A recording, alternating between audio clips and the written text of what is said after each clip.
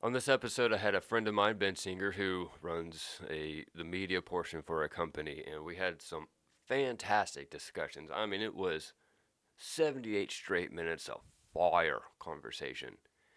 But unfortunately, out of that 78 minutes, only the first 13 minutes, 13 minutes are audibly recorded. It just craps out after that, and I wish I had paid attention better because it was such a good podcast.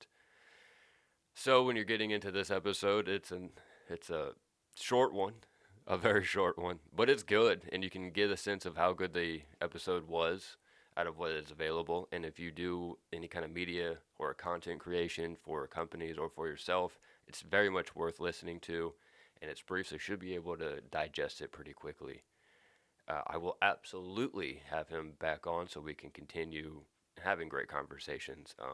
But I would like to send out an apology to my boy. You didn't deserve this kind of treatment, and I apologize. And everyone listening, I do hope you enjoy the next 13 minutes.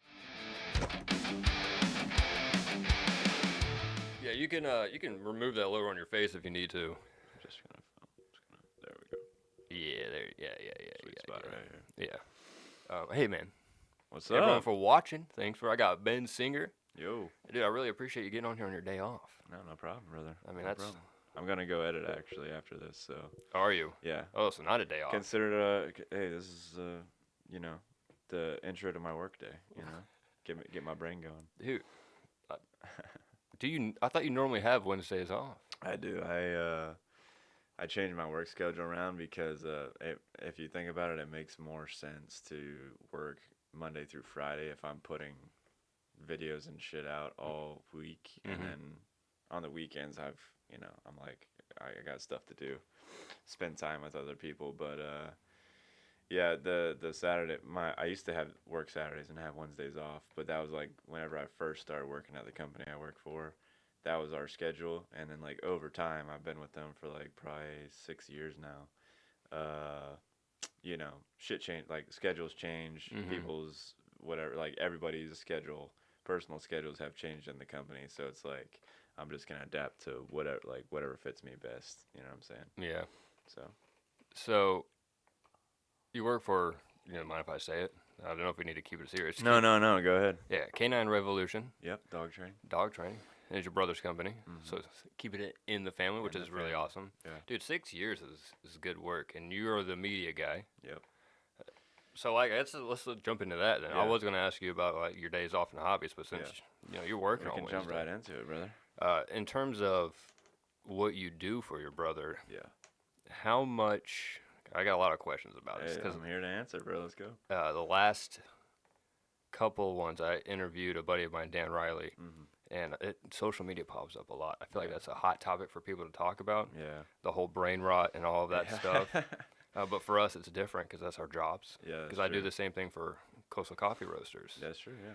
And so, and I put out a lot of my own personal content Yeah. as well. Not so much as I need to, but half of it is just like research of like just scrolling. Like you kind of have to find the trends. Dude, you're actually right. Yeah. Yeah. And I catch myself forgetting to pay attention to the content in the terms of like looking how videos are modeled, ways to like talk, and I just kind of get sucked into like, oh, that's funny. And then I've got to bring myself out of it and kind of like start analyzing the videos. Yeah. Is that difficult for you? Like, do you get sucked into just like silly stuff more, or are you able to like pay attention to the business side to improve? Because you guys have, I mean, the graph for your viewership and is rapidly increased. Our viewer, that's a good point about like you low key have to be on your phone, bro, because you have to figure out what's going on, or a lot of people talk about trends. You know what I'm saying, like trends on social media or whatever, which trends are a thing, bro. But like, it doesn't have to be like your main source of like what you put out, or like trying to figure out what the next trends are. But what your question was, like, do I find it easy to watch my content? Like, it kind of just depends. Like at nighttime, if I'm scrolling and watching, just like doom scrolling at nighttime, I'm just consuming content. I'm not like observing what the fuck is going on. But like the only thing I'll do at nighttime is like if I hear a sound bite that I like or something like that, I'm like I could use that later. I'll just save it on TikTok or whatever. But during the day and stuff, like if I, if I'm just on my phone scrolling and shit like that, then yeah, I'll be like, well, how did, like, this video did this good? Let's say they had like 400,000 likes or whatever on TikTok, and it's like, so they probably got like 22 million views or something like that.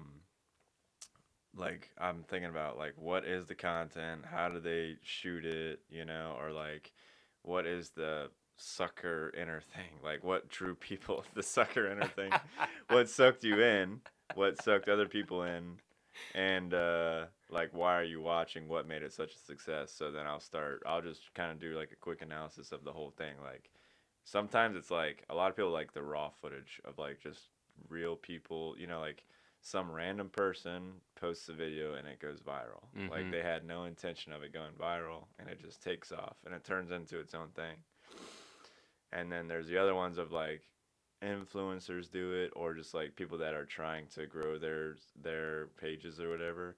They'll like craft, like it'll look authentic but it's actually fake, you know what I'm saying? That's more difficult. Which is hard. And if it's hard to tell, then that means they did a really good job. Yeah. Like you have to be intentional about it. But so I'll look at like where they put their captions at, what font are they using, sound bites, length, duration, yada yada yada. So Yeah. I'd say it's like probably 60-40, like 60 me just enjoying it and 40% me like observing, studying, like how did this get made at yada yada. But yeah, dude, my screen time is like not good because I'm always on my phone. Same. But I'd probably get more work done if I've recently been having to put my phone like away from me because I just, dude, I don't know if it's just me. I've heard other people say it before, if like they're editing or something like that, and it's like if you have to wait for anything to like load or whatever, Right here. just those 30 seconds, you pick up your phone and you start scrolling. Like I go straight to TikTok or Instagram, and then you'll spend 10 minutes on your phone, and it's like, what the fuck am I doing? You have to snap yourself out of it. That's bad, bro. That's a bad habit because that'll turn into, you accumulate time. Like you probably waste like an hour or two of your day just doing that. Easy. It's a bad habit. And I honestly, like, I'll forget what I'm doing, and then I lose interest because I'll see something on TikTok. I'm like, oh, that'd be fun. So then I start thinking about another video before I've even finished the one I'm working on. Oh, I see, yeah. And you have ADHD. Oh, yeah. I was never diagnosed with it. Yeah. And I talked to my mom about this. She's like, you were never really super hyper. I'm like, yeah, but my brain was. Focus-wise. It's so difficult. Yeah. And I lose interest quickly. Yeah. And that's a huge issue for me. So, like, having the separation of not picking up the phone, dude, especially when you're editing videos, I know. holy crap. I was like, oh, yeah, because, like, especially with our Dungeons and Dragons, whenever you export, those videos are 3 hours long, so the export is 30 to 40 minutes. Yeah. I literally have to, like, don't pick up the phone. Do something else that is, like, work-related, if you will. Yeah. But it's too easy for me. I get sucked in Same so here, bro. much. Yeah. Same here. But also that's like, to me, I mean, I'll you're the biggest critiquer of yourself, but I'll definitely give myself a hard time mentally about it. But at the same time, technically speaking, that is part of our job, is to just scroll, bro. As weird as it sounds, it might sound entitled to people who don't do it. You know what I'm saying? It's like, hey, I'll just scroll on my phone and look at shit and figure out how to make it. But I mean, that is also part of the gig too, So, all right, so here's a good question. Have you ever seen a topic that has been brought up a lot, and you're like, this doesn't really apply to us, but I want to cover it because I've seen people talk about it in terms of, like, maybe like dog training, anything like that? For an example, like I've seen people talk about like finding mold in their coffee and like, oh, if you feel really good when you drink some coffee. And then I had like a second cup, and I felt like dog shit afterwards. And the dude started figuring, I was like, oh, there's mold in coffee. And I've seen it's not like a huge trending topic, but I've seen enough that I was like, let's cover this. And like, it's not important. Yeah. Obviously, our coffee is mold free. That's insane to consider. But I'm like, I've seen enough of it. I'm going to do it. And so I just I just send it out, and Yeah. I'll ask for like approval and whatnot before I really push something. I'm like, hey, is the information right? Do you stand behind this? That kind of stuff. So like, if we get questions, I need to know that the entire company backs that up. Yeah. And my buddy, who's the roaster for Coastal, was like, "I mean, we don't need to include mold free." And I was like, "Yep, too late. I already posted it." So I'm like, that was a weird situation. A lot of the times, if I have something or find something trending or something I want to cover, usually a lot of people are like, "Yeah, sure, that's your job or Yeah. whatever." Those are the only weird time where no one understood what I was trying to do, Yeah. and I just pushed forward anyway. That can be a thing where it's like you see something. Is it like something that you see online that kind of resonates with you? Yeah. Yeah. That'll happen with me where it's like, and not specifically for dog training, but like just in general, like the concept of like not even like a template or something, but like a topic or I don't know what I'm trying to convey here, but Mhm. like something that interests me that Mhm. I'm like, this is cool, like I could do a video on this, but no, it's probably for people who are online, like chronically online or online a lot, is that nobody else really understands it. You know what I'm saying? And it could be a thing for like uh, trending meme on TikTok or something like that, like some kind of pattern that people are doing. And it's like outside of TikTok, even on Instagram, like nobody sees this content, so they Yeah. don't know. So that is something that I try to be aware of, cognizant of. But at the same time, we have to just push content out, Mhm. So at the same time, it's like, well, it couldn't hurt, you know what I'm saying, or whatever. Or how can I make this to where it would apply to Yeah. a larger audience, or like where a larger audience could consume this in a way that they would understand, you know what I'm saying? So I've Mhm. had to talk myself down off the ledge a couple times about, oh, let me just make a video on this, Yeah. Yeah, you just have to be aware. I think being aware is like I said, it's definitely like a being online a lot thing Yeah. is something that I'm definitely aware of like this doesn't apply to us. I could do a video on this, but maybe I'll do it for like my personal account or something, Mhm. you know. So, And it's so true with the some stuff works on different platforms and yeah. does not work on the other ones. Yeah. And a lot of TikTok trends do not translate to No. any other platform. No, they don't. Yeah. Especially and that it's just something you always have to be aware of, and especially on YouTube, bro. Like stuff that works on like Instagram or TikTok or whatever does not perform well on YouTube. Mostly for YouTube Shorts is what Yeah. I'm referring to. Is that YouTube Shorts does not reflect well. Like the past couple days I've been putting out a few videos, and I'm like, oh, this is I enjoy making it, and I'm like, cause it's like a mix up from our normal content, and like maybe people will think like fuck with it or something like that to a Mhm. certain degree.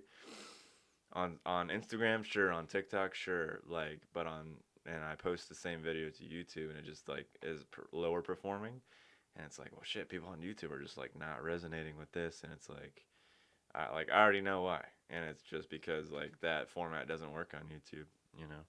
So Do you find that do you rank where you post? Like, is it more important to have more views and attention from like YouTube mm, versus like Instagram or TikTok? Like, do you get more business mm, streams or like what is the best benefit? Because whenever I see success on YouTube, mm. bro, that gets me going. Oh And I'm like, oh, yeah. that was a good one. Yeah, 'Cause yeah, it feels so much more professional yeah, for some reason. Like, if I see more views there, I'm like, I don't even care if it did bad on the other platforms. yeah. Like, the big one got it. Exactly. Yeah. Yeah, that's a good point. Um, yeah, so I think it depends on what your goals are. If your goals are to grow your Instagram or whatever, or grow your TikTok, and it also depends if you're trying to funnel people somewhere. Hmm. So if you're trying to funnel people for you, like to come visit the coffee shop or order online, then it's probably more advantageous to post on Instagram or TikTok or whatever, so that local people can see it. Whereas YouTube reaches a large audience, like a worldwide audience. So